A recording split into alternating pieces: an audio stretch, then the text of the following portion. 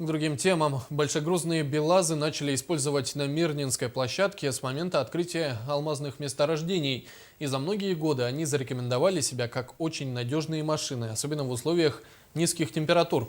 Но даже такая техника рано или поздно выходит из строя. Различные узлы приходится ремонтировать или заменять. Руслан Фаткулин продолжит. В цехе по ремонту гидромеханических коробок передач никогда не бывает тихо. Практически всегда здесь находится очередной агрегат, как говорят специалисты, под нагрузкой. Примерно раз в год эти объемные узлы БелАЗов требуют капитального ремонта. Сначала коробку моем, потом у нас вот есть стенд для разборки, сборки.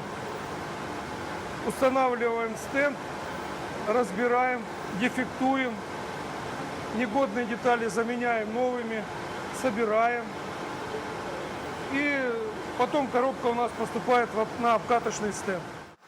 Полученный нынешним летом современный обкаточный стенд позволил выйти ремонтным службам на новый уровень качества проводимого ремонта. В этом году автобаза получила новый современный обкаточный стенд, и все пошло значительно быстрее. Весь цикл обкатки занимает 1:40. Обкатка полностью автоматизирована. Проверяются все параметры абсолютно. На всех передачах давление, температура масла. Фактически вся работа оператора сводится теперь к тому, чтобы просто запустить двигатель. Дальше автоматика сделает все сама. И как показывает практика, иногда в процессе обкатки все-таки выявляются недочеты проведенного ремонта. Мы стараемся собирать со всего нового, естественно, дефектуется вся эта коробка. Бывает, да, потому что иногда даже приходят не совсем хорошие, то есть бракованные детали.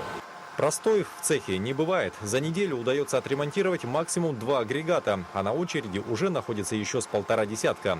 Но как бы то ни было, с получением нового оборудования в цехе удалось заметно повысить не только скорость проводимого ремонта, но и самое главное – его качество.